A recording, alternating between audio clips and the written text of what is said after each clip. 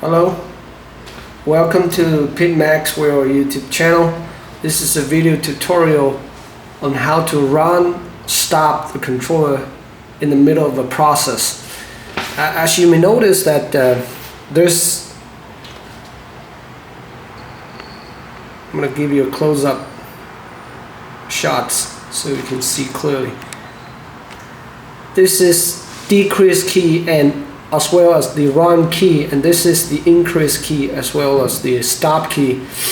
So now imagine you're running your heating system and you want to stop the heating right away and just kind of check what's going on in the entire system. You can you can go to the parameter and stop the process. Let's go to the password first,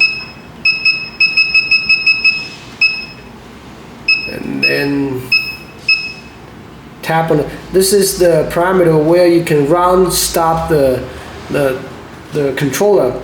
Now, if you want to stop if you want to stop the heating, you can go ahead and tap on it and stop. Means the heating will be terminated right away. The lower display shows SV and STP, means the heating, the output is terminated. Now, another approach would be using this shortcut key, but to do that, you have to configure the relevant parameter first. So let's tap on the set key and go to the correct parameter.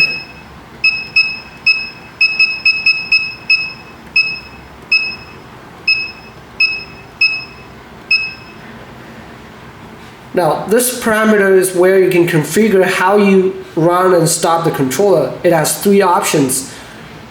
This is stop, and this is run, and another option would be FON.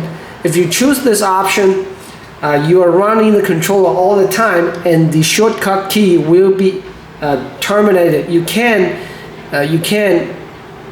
stop the controller from the front panel if you choose this option. So I'm going to go ahead, select run. Let's see what is the difference. Now you can tap on the decrease key as well as the run key to quickly run a controller or stop the controller. Right? This is two shortcut key.